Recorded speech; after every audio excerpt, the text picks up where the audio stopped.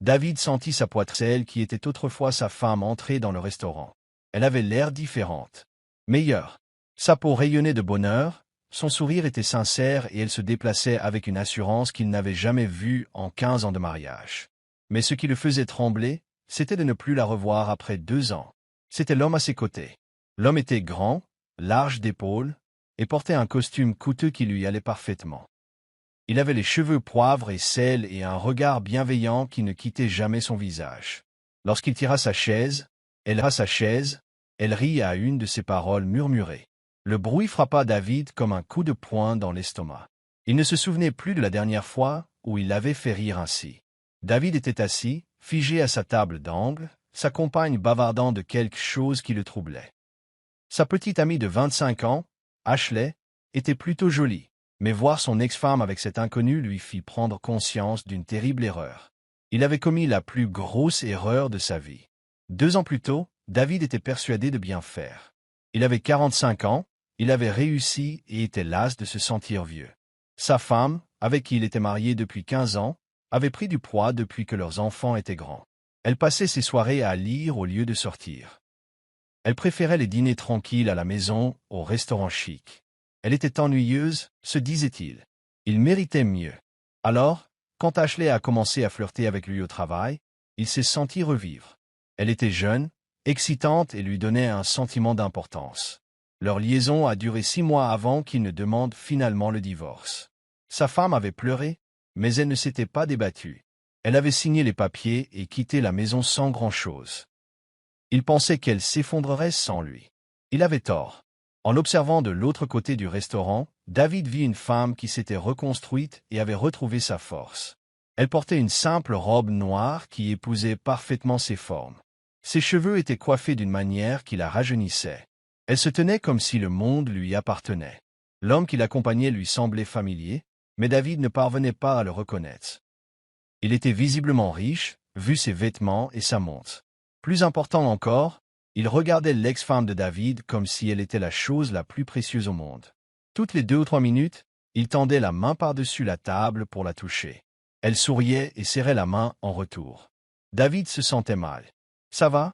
demanda Ashley en suivant son regard. « On dirait que tu as vu un fantôme. »« Je vais bien. » mentit David, mais sa voix était rauque. Ashley se tourna pour voir ce qui avait attiré son attention. « Oh, elle est jolie. Tu la connais ?» David hocha lentement la tête. « C'est mon ex-femme. » Les yeux d'Ashley s'écarquillèrent. « Vraiment? Elle a l'air en forme. C'est qui ce type? »« Je ne sais pas, » admit David, et ses paroles lui parurent amères. Comme si elle avait senti son regard, son ex-femme leva les yeux. Leurs regards se croisèrent à travers le restaurant bondé. L'espace d'un instant, le temps s'arrêta. Puis elle sourit. Ni triste ni en colère. C'était le sourire de quelqu'un qui avait complètement tourné la page. Elle leva la main en un petit signe de la main, puis se tourna vers son compagnon. David avait la poitrine serrée. Il avait du mal à respirer. Le restaurant lui parut soudain trop chaud, trop bondé, trop bruyant. Il avait besoin d'air. « Je dois y aller », dit-il en se levant si vite que sa chaise racla le sol. « Quoi? Mais on vient de commander » protesta Ashley. « Je suis désolé. Je viens de me rappeler quelque chose d'important. Reste et mange. Je paie tout. » Il jeta $200 sur la table et se précipita vers la sortie. En passant devant leur table, il entendit à nouveau le rire de son ex-femme. Le son le suivit dans l'air froid de la nuit. Une fois dehors, David s'appuya contre sa voiture et tenta de se calmer. Son mariage avait été heureux autrefois. Ils avaient été heureux au début. Elle l'avait soutenu pendant ses études de droit en cumulant 2 emplois pour payer leurs factures. Elle était là quand il avait débuté son cabinet, célébrant chaque petite victoire. Elle avait élevé leurs enfants pendant qu'il bâtissait sa carrière. Quand avait-il cessé de la voir? Quand avait-il commencé à la considérer comme acquise? Quand avait-il décidé que 15 ans de partenariat ne valaient rien comparé à l'excitation d'une femme plus jeune? David rentra chez eux, dans la maison qu'ils partageaient autrefois. Ashley avait emménagé 6 mois auparavant, mais cela ne lui semblait toujours pas approprié. La touche de son ex-femme était omniprésente, même si elle n'avait emporté que très peu de choses en partant. Le jardin qu'elle avait passé des années à perfectionner. Les couleurs de peinture qu'elle avait choisies. La façon dont elle avait disposé les meubles pour capter la lumière du matin. Ashley dormait déjà quand il rentra, Son maquillage étalé sur son oreiller. David s'assit dans son bureau et se servit un verre. Puis un autre. Et encore un autre. Il sortit son téléphone et parcourut de vieilles photos. Des photos de vacances en famille, de fêtes d'anniversaire, de moments tranquilles à la maison. Sur chaque photo, son ex-femme lui souriait comme s'il était tout pour elle. Quand avait-il cessé d'apprécier ce regard? L'alcool aggravait tout. Sa poitrine était douloureuse. Ses mains tremblaient en réalisant ce qu'il avait perdu. Pas seulement une épouse, mais sa meilleure amie. La mère de ses enfants. La femme qu'il avait connue mieux que quiconque au monde. Lorsqu'il s'endormit dans son fauteuil, David avait pris une décision. Il allait la reconquérir. Il le devait. Quoi qu'il en coûte, peu importe le temps qu'il faudrait, il lui prouverait que la quitter avait été la plus grosse erreur de sa vie. Il n'imaginait pas à quel point cela allait être impossible. David se réveilla avec un mal de tête et un téléphone rempli d'appels manqués d'Ashley. La lumière du soleil qui entrait par la fenêtre de son bureau lui faisait l'effet de coups de couteau dans le crâne. Il se dirigea en titubant vers la cuisine pour prendre un café et trouva un mot sur le comptoir. « Allez voir mes sœurs. Appelle-moi quand tu seras prêt à m'expliquer ce qui s'est passé hier soir. » Il froissa le mot et le jeta. Ashley était le cadet de ses soucis pour le moment. Il devait en savoir plus sur l'homme qu'il avait vu avec son ex-femme. Plus important encore, il devait trouver comment l'aborder. David prit une douche et s'habilla avec soin, choisissant un costume qu'elle lui avait toujours complimenté. Il se rendit au café où elle avait l'habitude d'aller tous les samedis matins, espérant qu'elle conservait la même routine. La chance lui sourit. Elle était là, assise près de la fenêtre, avec un livre et un grand café. Elle leva les yeux lorsqu'il s'approcha de sa table. « Bonjour David. Puis-je m'asseoir » Elle fit un geste vers la chaise vide en face d'elle. Bien sûr. De près, les changements étaient encore plus visibles. Elle avait perdu du poids, mais sainement. Sa peau était claire et lumineuse. Elle portait des vêtements simples qui semblaient plus chers que son tailleur de créateur. Plus important encore, elle semblait calme, paisible comme elle ne l'avait jamais été durant leur mariage. « Tu es belle, » dit-il prudemment. « Merci. Toi aussi. » Ils restèrent assis un moment dans un silence gêné. David avait répété cette conversation dans sa tête, mais il ne se souvenait plus de ce qu'il voulait dire. « Je t'ai vu hier soir » avoua-t-il finalement. « Chez Romano. »« Je sais. Tu avais l'air choqué. »« Je l'étais. Je le suis. »« Je ne m'y attendais pas. » Il s'interrompit, ne sachant pas comment conclure. « Tu ne t'attendais pas à ce que je passe à autre chose ?» La franchise de sa question le prit de court. « Je suppose que non. » « Pas tout à fait. » Elle ferma son livre et se laissa aller dans son fauteuil. « David, on est divorcés depuis 2 ans. Qu'est-ce que tu pensais qu'il allait se passer? Je pensais que tu serais en colère. Oh triste. » Ou alors elle essayait de se venger. Elle souriait, et ce n'était ni méchant ni amer. C'était presque de la pitié. J'étais en colère. Et triste. Pendant environ 6 mois. Puis j'ai réalisé quelque chose. Tu m'as rendu service. David avait l'impression qu'elle l'avait giflé. Une faveur? Tu m'as libéré d'un mariage qui ne fonctionnait pas. Pour nous deux. Notre mariage était parfait, protesta-t-il. Non, ce n'était pas le cas. On le sait tous les deux. On a vécu comme des colocataires ces dernières années. Je faisais semblant. J'étais malheureux, et toi aussi. La différence, c'est que j'étais prêt à continuer à faire semblant. Tu ne l'étais pas. David la fixa du regard. Ce n'était pas la femme dont il se souvenait. Son ex-femme était calme, aimable, toujours soucieuse de maintenir la paix. Cette femme était sûre d'elle et directe. « Je t'aimais, » dit-il doucement. « Je sais, et je t'ai aimé. Mais l'amour ne suffit pas toujours, n'est-ce pas? Ça pourrait l'être. On pourrait réessayer. J'ai fait une erreur. Une énorme erreur. Je le sais maintenant. » Elle soupira et prit son café. « David, je suis heureuse maintenant. Vraiment heureuse. Pour la première fois depuis des années. » Avec lui? L'homme d'hier soir? Oui. Qui est-il? Elle hésita, puis sembla prendre une décision. Il s'appelle Robert. Il est médecin. Un homme bien. Depuis combien de temps le fréquentez-vous? Depuis 8 mois. David ressentait une brûlure de jalousie dans sa poitrine. C'est sérieux? Elle le regarda droit dans les yeux. Très sérieux. Tu couches avec lui? La question était plus dure qu'il ne l'aurait voulu. Elle tressaillit légèrement, puis son expression se durcit. Ça ne te regarde plus. Tu es toujours la mère de mes enfants. C'est en partie mon affaire. Les enfants sont des adultes, David. Et ils aiment beaucoup Robert. Ils les traitent avec respect. Il me traite avec respect. L'implication flottait entre eux. David n'avait pas toujours été respectueux, surtout vers la fin de leur mariage. Il était dédaigneux, critique, toujours à la recherche de défauts. « Je peux changer. » disait-il, désespérément. « J'ai changé. Être sans toi m'a fait réaliser ce que j'ai perdu. » Elle secoua la tête avec tristesse. « Tu ne m'as pas perdu, David. Tu m'as abandonné. Il y a une différence. Alors c'est tout? Tu n'envisages même pas de nous donner une autre chance. Je t'ai donné 15 ans de chance. Chaque fois que tu rentrais tard sans appeler. Chaque fois que tu critiquais ma cuisine, mes vêtements ou mes amis. Chaque fois que tu me donnais l'impression de ne pas être à la hauteur, j'espérais que tu me reverrais. Tu me vois vraiment? » David eut honte. Elle avait raison et ils le savaient tous les deux. « Je te vois maintenant, murmura-t-il. Oui, tu le fais. Mais seulement parce que quelqu'un d'autre le fait aussi. Seulement parce que tu as réalisé que d'autres hommes pourraient vouloir ce que tu as jeté. » Elle se leva et rassembla ses affaires. « Je dois y aller. Robert m'emmène faire du shopping pour une robe. On va à un gala de charité le week-end prochain. »« Attends, » dit David en se levant aussi. « On peut se reparler? S'il te plaît ?» Elle s'arrêta à la porte. « David, je ne te déteste pas. Tu es le père de mes enfants et nous avons des petits-enfants à prendre en compte. Soyons courtois. On peut même être amis. Mais on ne peut pas se marier. Pas encore. Je ne reviendrai pas en arrière. » Elle l'a laissé là, se sentant plus seule que jamais. David a passé le reste de la journée à parcourir la ville en voiture, à réfléchir. Il se retrouva au cimetière où ses parents étaient enterrés.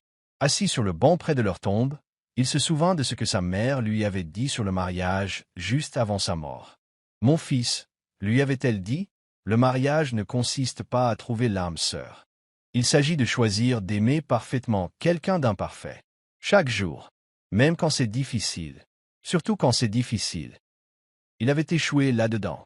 Quand aimer sa femme était devenu un travail plutôt qu'un plaisir, il avait cherché quelqu'un de plus facile à aimer. Quelqu'un qui ne connaissait pas encore ses défauts. Quelqu'un qui se croyait encore parfait. Et maintenant, cette personne, c'était Ashley, et il en avait déjà assez. Elle était belle mais superficielle. Amusante mais égocentrique. Elle le faisait se sentir jeune, mais aussi vide. Son ex-femme avait été sincère. Complexe. Parfois difficile, mais toujours récompensée. Elle l'avait vu sous tous ses aspects, bons et mauvais, et l'aimait malgré tout. Jusqu'à ce qu'il lui rende impossible de continuer à l'aimer. David sortit son téléphone et appela Ashley. Elle a répondu à la première sonnerie. « Êtes-vous prêt à vous excuser ?» a-t-elle demandé. « Je suis prêt à rompre » a-t-il dit doucement. Le silence dura si longtemps qu'il crut qu'elle avait raccroché. « Quoi? Ça ne marche pas, Ashley. On le sait tous les deux. Est-ce à cause de cette femme d'hier soir? De ton ex-femme? En partie. Mais surtout, c'est à propos de nous. On ne s'intègre pas. On s'entend bien au lit, dit-elle en essayant de paraître séduisante.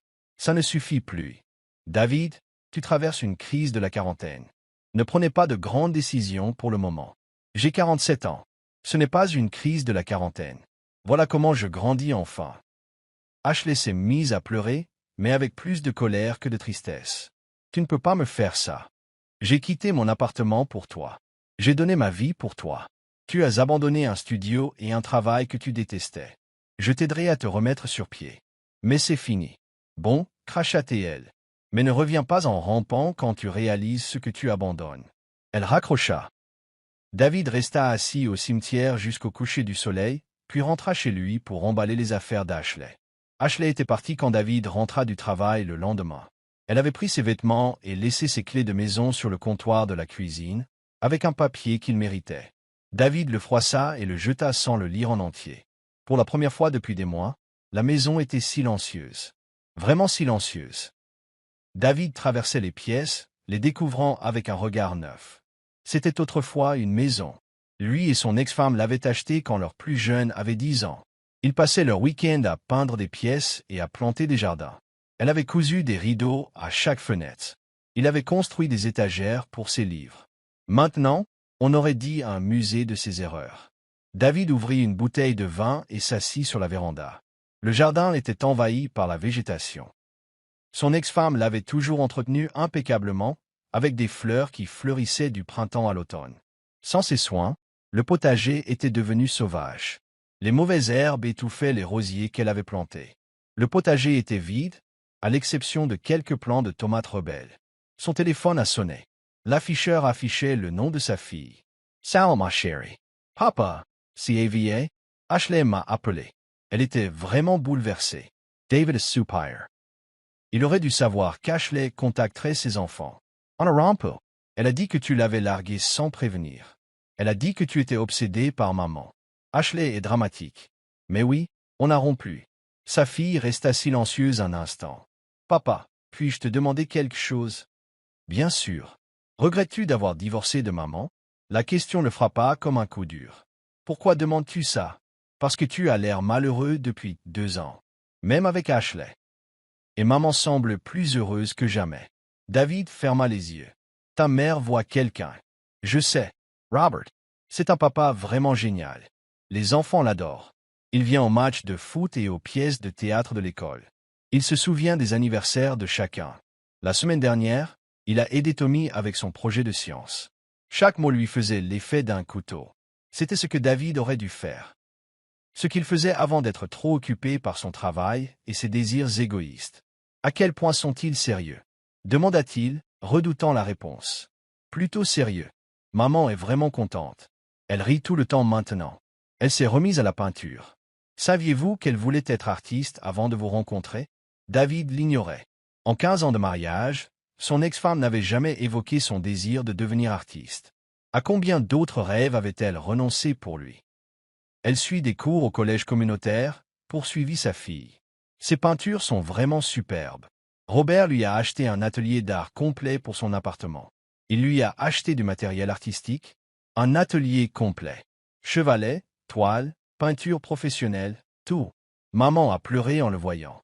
Des larmes de joie, cependant. Elle a dit que personne ne l'avait jamais soutenu dans ses rêves comme ça auparavant. L'implication était claire. David n'avait jamais soutenu les rêves de son ex-femme, car il n'avait jamais pris la peine de les découvrir. « Papa, es-tu là? Je suis là. Je sais que le divorce a été difficile pour tout le monde. Mais c'était peut-être pour le mieux. Maman et toi êtes plus heureux maintenant, n'est-ce pas? » David avait envie de rire de l'ironie. Sa fille le trouvait plus heureux. Tout le monde le pensait probablement plus heureux. L'avocat à succès qui a troqué sa femme ennuyeuse contre une jeune et jolie petite amie. Il vivait son rêve. Sauf qu'il n'était pas heureux. Il était plus malheureux que jamais. « Papa, je dois y aller, mon cœur. On se parle bientôt. » David raccrocha et se servit un autre verre de vin. Puis un autre. Lorsqu'il alla se coucher, la bouteille était vide et il avait la tête qui tournait. Il rêvait de son ex-femme. Pas celle qu'il avait vue au café, confiante et rayonnante. Il rêvait de la femme qu'elle était quand ils étaient jeunes. Ils étaient dans leur premier appartement, dansant dans la cuisine pendant que le dîner cuisait. Elle riait, les bras autour de son cou, le regardant comme s'il accrochait les étoiles. « Je t'aime, femme de rêve, » lui dit-elle. « Je t'aimerai toujours. »« Je t'aime aussi, » répondit David en rêve. « Pour toujours. » David se réveilla les larmes aux yeux. Les semaines suivantes se succédèrent à un rythme régulier. David partit travailler, rentra chez lui dans sa maison vide et but du vin en regardant de vieilles photos.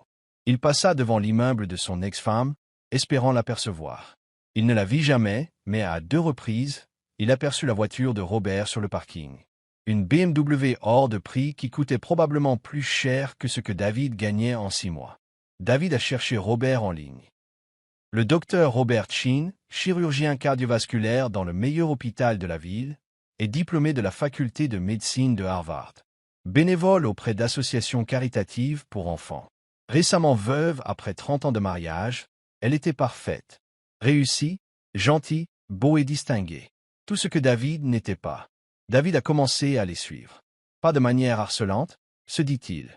Il voulait juste comprendre ce qu'elle voyait chez Robert. Il avait besoin de savoir contre qui il était en compétition. Ils allaient dans des galeries d'art et assistaient à des concerts de musique classique. Des choses que son ex-femme avait toujours rêvé de faire, mais que David trouvait ennuyeuses. Ils se tenaient la main en se promenant dans le parc. Ils nourrissaient les canards près de l'étang. On aurait dit des adolescents amoureux. Le pire, c'était de voir comment Robert la traitait. Il lui ouvrait. Son estomac s'énouait. Faire à des hommes comme lui, puissants, prétentieux et convaincus de pouvoir faire ce qu'il voulait. « Merci », dit-elle d'un ton neutre. « Si vous voulez bien m'excuser, J'en ai besoin. Une main ferme lui saisit le poignet. Oh, ne pars pas si vite, dit-il d'une voix pâteuse, resserrant son étreinte. Prenons un verre. Apprenons à mieux nous connaître. Elena Seraidit. Je ne pense pas que ce soit une bonne idée, dit-elle en essayant de s'écarter. Mais Dawson refusa de la lâcher. Elena, ronronna-t-il en se penchant. Ne sois pas difficile. Puis soudain, une main s'enroula autour de sa taille, l'attirant en arrière. Une voix grave et familière parla, douce mais dangereuse. Elle dit non. Elena retint son souffle lorsqu'elle fut tirée contre un torse solide pour la protéger. Alexandre. Son étreinte était forte, son corps chaud contre le sien. Mais ce qui lui fit frissonner, c'était l'intensité mortelle de son regard. Dawson cligna des yeux et la reprit. Lou, tu l'as entendu. La voix d'Alexandre était basse, maîtrisée, mais teintée d'une menace évidente. Dawson ricana nerveusement en lâchant le poignet d'Elena. Du calme, Lou. Je m'amusais un peu. Alexandre ne bougeait pas. Toi et moi avons des définitions très différentes du plaisir. Dawson déglutit, réalisant qu'il avait fait une erreur. Sans rancune, n'est-ce pas? Alexander ne répondit pas. Il serra simplement Elena plus fort, une poigne possessive. Dawson marmonna quelque chose avant de s'éclipser. C'est alors seulement qu'Alexander se tourna enfin vers elle. Tu vas bien. Elena déglutit, toujours serrée contre lui. Il était chaleureux. Fort. Et bien trop proche. Moi, dit-elle d'une voix hésitante. Oui, merci. Son regard se posa sur son poignet, là où Dawson l'avait attrapé. Sans réfléchir, il lui souleva doucement la main, son pouce effleurant la légère marque rouge. Elena frissonna. Elle détestait la réaction de son corps à sa présence. Elle détestait que son cœur s'emballe. Ses doigts se resserrèrent légèrement autour des siens. « Je pense toujours que je ne suis qu'un milliardaire sans cœur, » murmura-t-il. Son souffle s'accéléra. Elle percevait l'amusement dans sa voix, mais il y avait aussi quelque chose d'autre, quelque chose de dangereusement magnétique. Elle était trop consciente de leur proximité. Trop consciente de la façon dont son parfum, pur, vif et indéniablement masculin, l'enveloppait. Elle retira sa main. « Je ne te fais toujours pas confiance, » dit-elle en s'efforçant de paraître calme. Alexandre ricana, sombre et entendu. « Bien. » Il se pencha légèrement, son souffle effleurant son oreille. La confiance rendrait la chose trop facile. Et sur ces mots, il s'éloigna, la laissant essoufflée et complètement déséquilibrée. La pluie martelait le toit comme un battement de tambour incessant, le vent hurlant à travers les arbres entourant la petite cabane en bois. Elena se tenait près de la fenêtre, les bras croisés, regardant la tempête faire rage dehors. « C'est incroyable, » murmura-t-elle. Derrière elle, Alexander Wolf s'appuyait contre la table en bois, sa veste de smoking gothée, les manches de sa chemise blanche retroussées, révélant des avant-bras musclés. « Inattendu, certes. »« Mais pas incroyable, » dit-il calmement. Elle se tourna vers lui pour le fusiller du regard. « Ah bon? Un orage soudain, une voiture en panne au milieu de nulle part, et le seul abri disponible, cette minuscule cabane.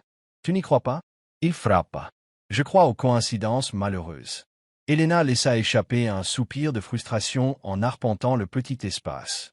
La cabine était confortable, mais indéniablement trop petite. Un lit simple, un canapé étroit, une petite cheminée vacillant dans la pièce faiblement éclairée. Et, pire encore, juste lui et elle. Il lui lança un regard noir. « Bon, j'espère que tu es à l'aise, parce qu'on est coincé ici jusqu'au matin. Je peux imaginer des situations pires. » Sa voix était douce et taquine. Elle refusa de reconnaître le frisson qui lui parcourait l'échine. Les minutes s'étirèrent jusqu'à devenir une heure. Ils avaient essayé de téléphoner, mais la tempête avait coupé tout signal. La pluie ne semblait pas prête de s'arrêter, et le froid commençait à s'infiltrer par les fissures de la cabane en bois. Elena se serra dans ses bras, se frottant les bras. Alexandre le remarqua. Sans un mot, il s'approcha et drapa sa veste de costume sur ses épaules. Elle se figea. « Je vais bien, » dit-elle d'un ton sec. « Tu trembles » rétorqua-t-il à voix basse. Elena déglutit, consciente de sa proximité. Son parfum, boisé, pur et distinctement masculin, l'enveloppait, l'empêchant de réfléchir clairement. Elle s'éloigna rapidement, faisant semblant d'inspecter la cheminée. « Tu n'aimes vraiment pas accepter de l'aide, n'est-ce pas » demanda Alexandre. Elle souffla, refusant de le regarder. Je n'aime vraiment pas être dans cette situation. Coincé avec toi. Il laissa échapper un léger rire. Menta. Sa tête se tourna brusquement vers lui. Excusez-moi. Alexandre s'adossa à la table, la regardant avec ce regard exaspérant et entendu. Tu mens. Elle croisa les bras. Ah bon? Explique-moi, monsieur Loup. Il l'observa un instant, puis dit. Tu ne m'as pas rejeté parce que tu n'étais pas intéressé. Son souffle s'accéléra. Pendant un instant, elle n'entendit que l'orage dehors et le crépitement du feu. Puis elle s'est forcée à rire. On va vraiment en parler maintenant? Je pense qu'on devrait. Il s'est approché lentement. Tu m'as rejeté sans hésitation ce soir-là. Sans arrière-pensée. Sans considération. Pourquoi? Elena serra les dents et détourna le regard. Parce que je connais ton genre. I'll house a unsourcel. Mon genre. Elle se tourna vers lui, les yeux brillants. Riche. Puissant. Habitué à obtenir tout ce qu'il veut. Et n'oublions pas ta réputation. Tu es le genre d'homme qui joue et qui s'ennuie facilement. Je n'étais pas censé être une de tes conquêtes. Silence. Puis, Alexandre rit. Un rire profond et sincère lui fit monter la température. Elena fronça les sourcils. Qu'est-ce qu'il y a de si drôle? Il secoua la tête, s'approchant encore plus, trop près. Je ne cours pas après les femmes, Elena. Elle déglutit. Quoi? Je n'ai jamais eu à le faire. Sa voix baissa, plus intense. Jusqu'à toi. Son cœur battait fort contre ses côtes. Ce soir-là, continua-t-il, je ne jouais pas à un jeu. Je t'ai invité à sortir parce que je voulais te connaître non pas comme une employée, ni comme un pion de l'entreprise, mais comme une femme. Il inclina la tête. Et tu ne m'as même pas laissé une chance. Le souffle d'Elena s'accéléra, ses doigts agrippant les bords de sa veste qui pendaient encore sur ses épaules. Elle ne savait pas quoi dire. Le pire, c'est qu'elle avait voulu dire oui ce soir-là. Mais la peur l'en avait empêché.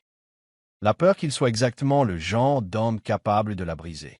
Tu es différent de ce à quoi je m'attendais, admit-elle doucement. Son regard s'assombrit. Et pourtant, tu continues à te défendre. Elena se mordit la lèvre. J'ai peut-être une raison. Il tendit alors la main, lentement, comme pour lui laisser le temps de s'écarter. Mais elle ne le fit pas, ses doigts effleurèrent sa joue, chaud et dangereusement doux. Elena, murmura-t-il, son nom comme un secret sur ses lèvres. Elle se perdait dans son regard, dans la chaleur de son toucher, dans la tempête qui faisait rage dehors et dans la chaleur qui montait en elle. Elle ignorait qui avait bougé en premier. Mais soudain, ils étaient trop proches. Son souffle caressait ses lèvres, leur nez se frôlant. Son corps se tendit, dans l'attente, dans l'expectative. Mais à la toute dernière seconde, elle s'est éloignée. À bout de souffle, le cœur battant, terrifiée. Oui, elle recula d'un pas tremblant, secouant la tête. C'est une erreur. Son expression vacilla, quelque chose d'indéchiffrable traversa son regard. Mais il n'insista pas. Au lieu de cela, il expira lentement et hocha la tête. D'accord. Elena se détourna, s'agrippant au bord de la table en bois pour se stabiliser. La tempête continuait de faire rage dehors. Mais à l'intérieur, quelque chose avait changé. Et elle le savait. Ce n'était pas fini. Elena tapait sur son clavier, concentrée sur la liste interminable de courriels. Encore une nuit tardive, encore une échéance à respecter. À cette heure-là, le bureau était presque vide, à l'exception de quelques employés qui terminaient leur travail. Elle remarqua à peine quelqu'un s'approcher de son bureau, jusqu'à ce qu'une voix grave et douce se fasse entendre. Helena Carter. Elle leva les yeux et découvrit Liam Sinclair, le cadre charismatique et étonnamment beau d'une entreprise concurrente. Il était grand, avec des yeux bleus perçants et un sourire assuré qui pouvait désarmer n'importe qui. « C'est moi » répondit-elle en haussant un sourcil. Liam lui tendit la main. « J'ai beaucoup entendu parler de toi. Estoy le montante de Wolf Industries. » Elena lui donna une tape en lui serrant la main. « J'espère que tout ira bien. »« Que du meilleur » rit Liam. « En fait, je suis ici pour une réunion de partenariat avec Alexander Wolf. Mais avant d'entrer, j'ai pensé lui dire bonjour. » Dès que le nom d'Alexander a été mentionné, son estomac s'est retourné.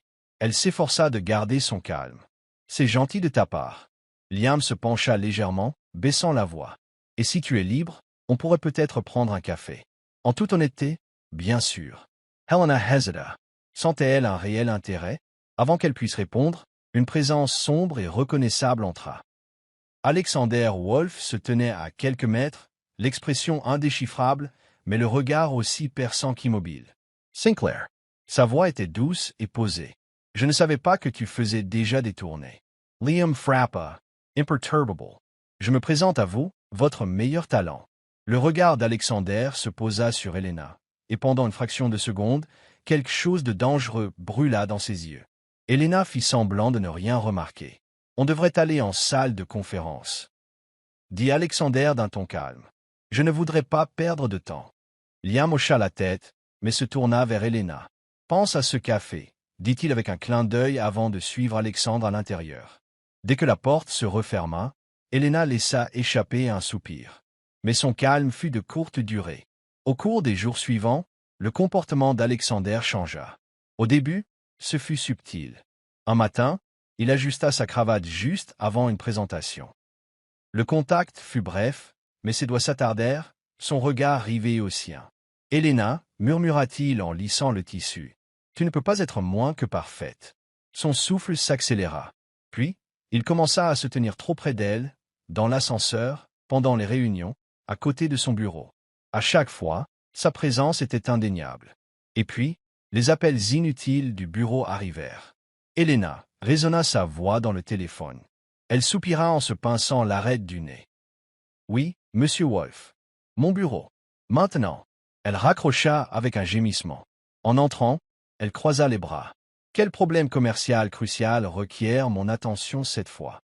Il se renversa dans son fauteuil, l'observant comme si elle était une sorte d'énigme insoluble. « Je voulais juste prendre de tes nouvelles, » dit-il doucement.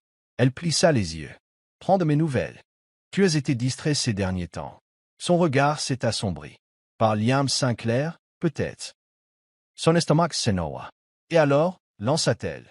La mâchoire d'Alexander se crispa, mais avant qu'il puisse répondre, son téléphone vibra. Liam Sinclair, dîner ce soir. Helena n'eut même pas le temps de réagir que la main d'Alexander se tendit brusquement, lui arrachant le téléphone. « Tiens » s'exclama-t-elle en tendant la main vers lui.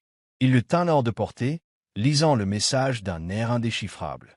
Puis, il claqua. « Diner. » Sa voix était calme, mais ses yeux brûlaient. Elle reprit le téléphone. « Oui, dîner. Et avant que vous ne posiez la question, oui, c'est un rendez-vous. » La claque d'Alexander avait disparu. Plus tard dans la soirée, Helena était assise en face de Liam dans un restaurant élégant, sirotant son vin. Liam était charmant, sûr de lui et d'un abord très facile. Mais son esprit ne cessait de dériver ailleurs. Plus précisément, vers l'homme qu'il avait observé comme un prédateur toute la semaine.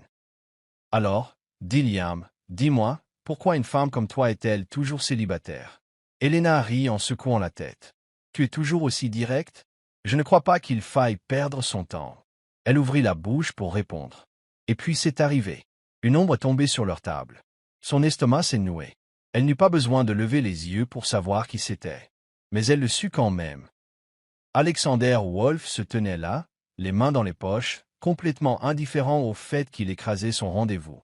Liam avait l'air amusé. « Wolf, je ne m'attendais pas à te voir ici. » Alexandre donna une claque lente et rageante. « C'est drôle, je pourrais en dire autant. » Helena serra las dents. « Que fais-tu ici ?» Le regard d'Alexander ne quittait pas le sien. « Je m'assure juste que mon employé ne se laisse pas influencer par la concurrence. » Liam rit doucement en secouant la tête. « Je ne savais pas que tu surveillais ses activités après le travail. Seulement quand elles sont douteuses, répondit Alexander, je suis toujours sur Helena. » Son sang bouillonnait. « Tu es incroyable, siffla-t-elle. Alexander l'ignora. Il se tourna vers Liam avec un sourire poli et calculé. « Vous devez nous excuser, » dit-il doucement en saisissant le poignet d'Helena et en la tirant vers lui. « Alexandre, rétorqua-t-elle. Liam haussa un sourcil, mais se pencha en arrière et frappa. « À bientôt, Helena. » Elle lui lança un regard d'excuse avant de se tourner vers Alexandre, furieuse. Dès qu'ils sortirent, elle retira son bras. « Qu'est-ce que c'était que ça ?» se demanda-t-elle. Alexandre, debout sous la lueur des lampadaires, avait l'air exaspérant de suffisance. « Dis-moi, » dit-il en s'approchant, « est-ce que tu appréciais vraiment ce rendez-vous? Ou essayais-tu juste de prouver quelque chose ?» Helena croisa les bras. « Ça ne te regarde pas. » Son sourire s'élargit.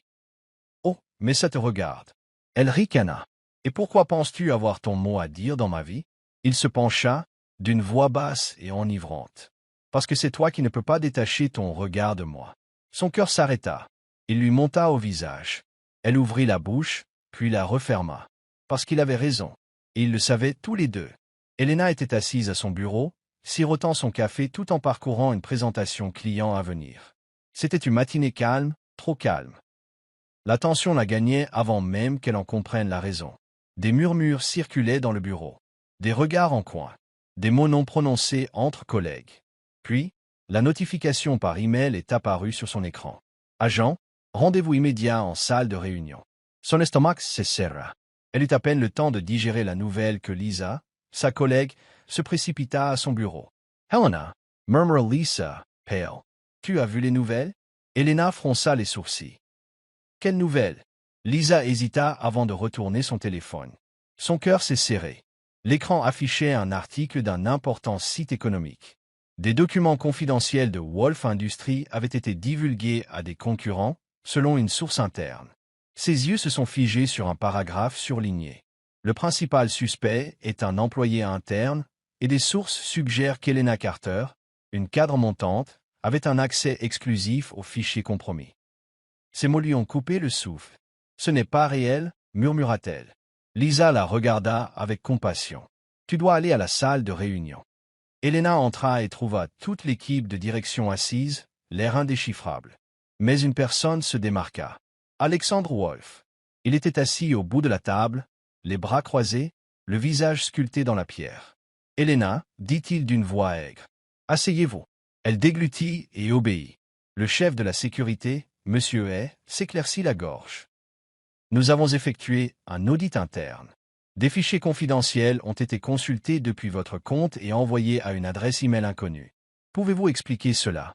Le pouls d'Helena battait fort. Quoi? C'est impossible. Je n'ai jamais rien envoyé. Un document imprimé glissa sur la table vers elle. C'était un journal de courriel. Son nom y était inscrit partout. Ses doigts tremblaient. Je le jure, je n'ai pas fait ça. Le regard d'Alexandre la transperça. Et qui l'a fait? Elle secoua la tête. Je ne sais pas. Je n'ai jamais vu cette adresse email auparavant. Explique-moi alors comment tes identifiants ont été utilisés, l'a-t-il interpellé froidement. Sa poitrine lui faisait mal. Y croyait-il vraiment? Je ne sais pas, dit-elle d'une voix plus basse. Mais, Alexandre, tu me connais. Tu sais que je ne ferai pas ça. Pour la première fois, quelque chose brilla dans ses yeux. Une hésitation, un doute. Mais tout aussi vite, tout disparut. Cette entreprise ne fonctionne pas sur la base d'assurance personnelle, dit-il d'un ton glacial. Vous aviez accès. Vous êtes responsable. Les mots la frappèrent comme un coup de poing. Une vague de prise de conscience la submergea. Il n'allait pas la défendre. Elle était complètement seule. Helena Carter, poursuivit Alexander d'un ton sec. Avec émotion, votre emploi chez Wolf Industries est résilié. Ces mots résonnèrent dans la salle de réunion comme une condamnation à mort. Son soufflet se bloqua. Non, murmura-t-elle. Tu ne peux pas faire ça. Mais Alexandre n'a pas bronché. La sécurité t'escortera dehors. Son cœur était brisé. Elle avait tout donné pour ce travail. Elle travaillait tard le soir. Il sacrifiait ses week-ends. Il se battait pour sa compagnie comme si c'était la sienne. Et maintenant, il la laissait tomber comme si elle n'était rien. Des larmes lui brûlaient les yeux, mais elle refusait de les laisser couler. Elle se leva, le menton levé. J'espère que tu découvriras la vérité un jour, Alexandre. Sa voix tremblait, mais elle se força à être forte. Et quand tu le feras, j'espère que tu le regretteras. L'espace d'un instant, juste une seconde, son masque se brisa. Mais c'était trop tard. Elle se retourna et s'éloigna. Dès qu'Helena sortit du bâtiment, la première larme coula enfin sur sa joue. Mais elle ne s'arrêta pas de marcher. Elle ne se retourna pas. Elle refusait de lui donner cette satisfaction. Alors qu'elle disparaissait dans les rues de la ville, elle murmura une promesse silencieuse. Elle ne le reverrait plus jamais. De retour à son bureau, Alexander contemplait l'horizon, serrant si fort un verre de whisky que ses jointures en devinrent blanches. Il avait fait ce qu'il devait faire. Alors pourquoi avait-il l'impression de venir de commettre la plus grosse erreur de sa vie? Il but une longue gorgée, mais la brûlure de l'alcool ne suffisait pas à étouffer la douleur dans sa poitrine. On frappa à la porte. C'était le sien. « Monsieur », dit le chef de la sécurité. Je pensais que vous devriez savoir qu'il y a quelque chose d'étrange dans les journaux de messagerie. Alexandre s'y retourna brusquement. Que veux-tu dire? Il hésita. Les eurodatages ne correspondent pas aux enregistrements d'Elena. Et l'adresse IP remontait à... Il hésita. Quelqu'un d'autre dans l'entreprise. Le sang d'Alexandre se glaça. Quelqu'un l'avait piégé. Et il l'avait laissé partir, brisé et trahi. Pour la première fois de sa vie, Alexander Wolf regretta sa décision. Et pour la première fois, il n'était pas sûr de pouvoir y remédier. Elena était assise dans un coin d'un petit en distraitement son café. Elle faisait ça souvent ces derniers temps, assise, le regard perdu, réfléchissant. Je me demandais comment tout avait pu s'effondrer si vite. Depuis le scandale chez Wolf Industries, toutes les candidatures avaient été rejetées. Le secteur était petit et l'entreprise d'Alexander Wolf avait une influence partout. Elle était sur liste noire. Ses doigts se crispèrent autour de sa tasse de café. Était-ce ainsi que cela allait finir? Après des années de dur labeur, son nom n'était plus qu'une tache sur un CV. Mademoiselle Carter. Elle leva les yeux et vit le gérant du café, l'air désolé. Je suis vraiment désolé, mais nous sommes dans le pétrin. Encore un refus. Même pour un poste de barista. Elena hocha la tête avec raideur, ravalant sa fierté. Merci de me l'avoir signalé. En sortant, l'air froid du soir lui mordait la peau, mais ce n'était pas aussi froid que le vide qui l'habitait. Pendant ce temps, chez Wolf Industries, Alexander Wolf était furieux. Le véritable coupable avait enfin été démasqué. Derek Michael, l'un des cadres supérieurs, avait orchestré la fuite, piégeant Elena par jalousie et dans une tentative désespérée de gravir les échelons de l'entreprise. Alexander se tenait près de Derek dans la salle de réunion, la voix d'un calme absolu. « Tu as détruit la carrière d'une femme innocente, dit-il. Pourquoi faire une promotion ?» Derek, transpirant sous le regard noir du PDG, balbutia. « Je ne pensais pas que tu la virerais. Je voulais juste qu'elle s'en aille. » Soudain, le poing d'Alexandre s'abattit sur la table. Elle était déjà à moi. Tu viens de me la faire perdre. Derek Tresselet. Je garde ça. La voix d'Alexandre était glaciale. Tu es vidé. Et crois-moi, tu ne travailleras plus jamais dans ce secteur. Tandis que la sécurité traînait Derek dehors, Alexander expira lentement. Mais le mal était déjà fait. Il fallait maintenant le réparer. Elena venait de rentrer dans son petit appartement lorsqu'elle entendit frapper à la porte. Son cœur fit un bond. Plus personne ne lui rendait visite. Elle hésita avant de l'ouvrir. Et il était là, Alexander Wolf, debout sur le pas de sa porte, l'air aussi puissant et posé que jamais, à l'exception de ses yeux. Il y avait là quelque chose qu'elle n'avait jamais vu auparavant. Le regret. « Hélène, dit-il doucement. » Elle cligna des yeux et agrippa le chambranle. « Que fais-tu ici? »« Je suis venu réparer ce que j'ai cassé. » Elle a failli rire. « Tu crois que tu peux juste débarquer et... »« Je sais que tu ne l'as pas fait, » intervint-il.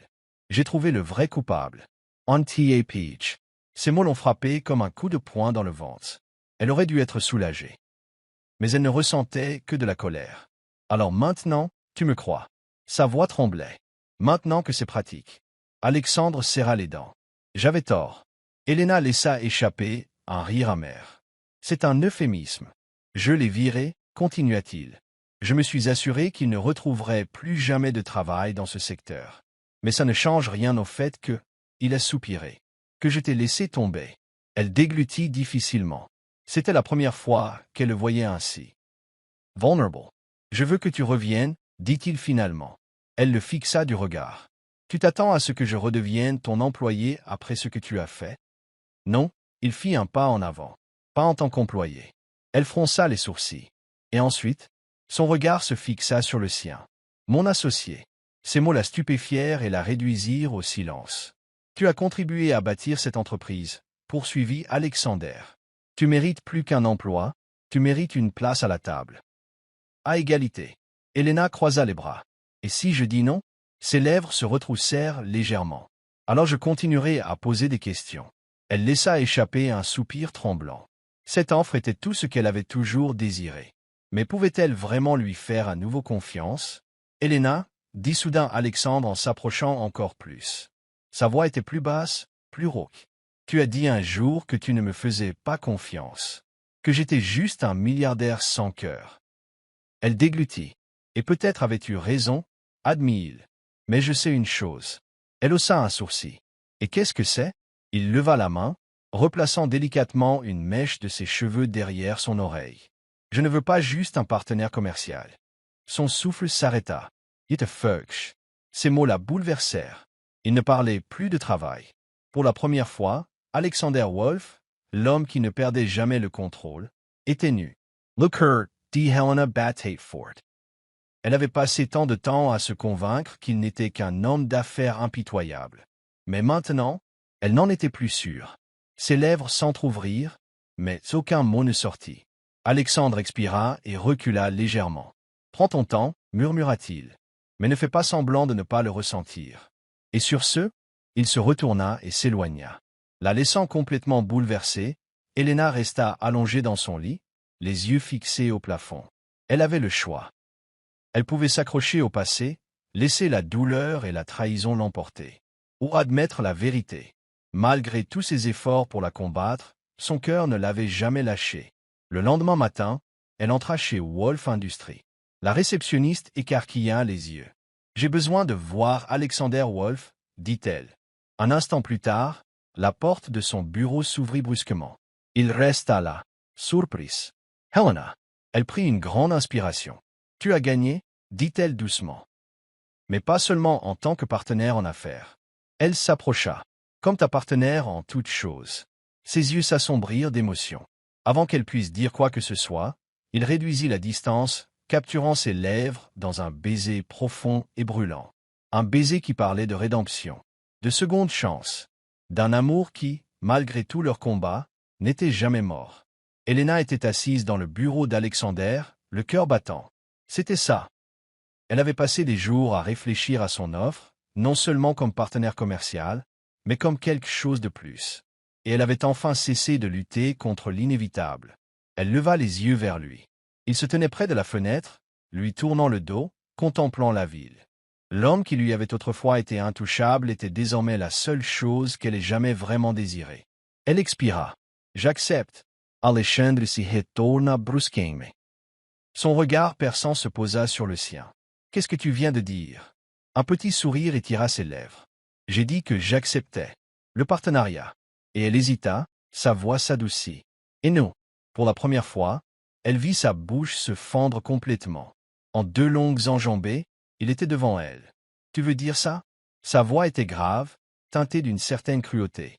Elle hocha la tête. « Je le fais. » Une lueur dangereuse, affamée, traversa son regard avant qu'il ne tende la main et ne la tire contre lui. « Tu m'as rejeté autrefois, » murmura-t-il, son souffle chaud contre ses lèvres. « Je ne laisserai pas cela se reproduire. » Et puis, il l'embrassa. Au moment où leurs lèvres se rencontrèrent, tout le reste disparut. Ce n'était pas qu'un baiser, c'était une revendication, une promesse silencieuse, une tempête qui éclatait après des mois de tension. Les mains d'Alexandre glissèrent autour de sa taille, l'attirant contre lui comme s'il ne pouvait plus jamais la lâcher. Et, à vrai dire, il n'en avait pas envie.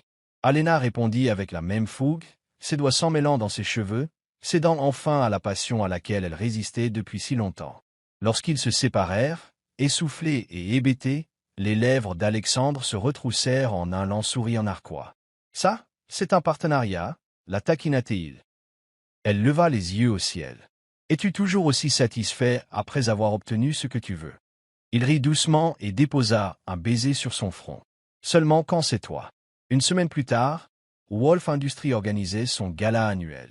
Cet événement était toujours le rassemblement d'entreprises le plus médiatisé de l'année. Mais ce soir-là, les rumeurs ne portaient pas sur les affaires. Ils étaient à leur place. Alexandre et Helena sont entrés ensemble. Pas en tant que patron et employé. Pas comme des rivaux, mais comme quelque chose de plus. Alors qu'ils entraient dans la grande salle de bal, Mama se répandit dans la foule comme une traînée de poudre. Vraiment? Impossible. Elle a été licenciée il y a quelques semaines à peine. Sont-ils ensemble? Helena sentit le poids de 100 regards curieux, mais avant qu'elle ne se sente nerveuse, Alexandre se pencha et murmura « Laissez-les parler ». Sur ce, il lui prit la main et la conduisit droit au centre de la pièce. Alors que la nuit atteignait son paroxysme, Alexandre prit le micro. Il s'éclaircit la gorge et tous les regards se tournèrent vers lui. « J'ai une annonce à vous faire », commença-t-il, son regard parcourant la foule avant de se poser sur Alena.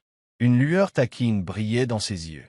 Comme certains d'entre vous l'ont peut-être remarqué, Miss Carter est de retour. Quelques murmures étouffés. Elle n'est pas seulement là en tant que partenaire commercial, continua-t-il. Elle est là en tant que personne bien plus importante pour moi. Le cœur d'Alena battait fort. Et pour ceux qui se le demandaient, ajouta Alexandre, son sourire s'élargissant. Oui, je l'attestais depuis le début. Un soupir collectif parcourut la salle. Alena tourna brusquement la tête vers lui. Attends, quoi? Alexandre se tourna vers elle, l'air incroyablement satisfait. Je voulais savoir si tu tenais vraiment à moi, admit-il. Si tu me voyais comme plus qu'une simple milliardaire. Elle cligna des yeux. Alors, tu m'as laissé souffrir. J'avais besoin d'être sûr. I'll hausa un sorsel. Et tu as réussi au lama. Alena le fixa un long moment, puis rit. Un rire sincère, franc et franc. Tu es un homme arrogant et exaspérant, dit-elle entre deux rires. Je n'ai jamais eu la moindre chance contre toi, n'est-ce pas? Alexandre se pencha, sa voix se transformant en un murmure rauque. Non, murmura-t-il en frôlant ses lèvres. Tu n'en avais aucune. La foule applaudit bruyamment lorsqu'il l'embrassa à nouveau, cette fois devant tout le monde. Alors que la nuit touchait à sa fin, Alena et Alexander se tenaient sur le toit, admirant la ville. Alors, songea-t-elle en se penchant vers lui. Et maintenant, Alexandre lui prit la main et la porta à ses lèvres. Et si on continuait? Elle retint son souffle. Elle se tourna vers lui et, pour la première fois, elle vit quelque chose d'encore plus profond dans son regard. Quelque chose de permanent. Quelque chose comme l'amour. Un doux sourire dessinait ses lèvres. Ça a l'air d'être un bon plan. Et tandis qu'il la prenait dans ses bras, les lumières de la ville brillant autour d'eux, Alena savait que ce n'était que le début de quelque chose d'encore plus grand.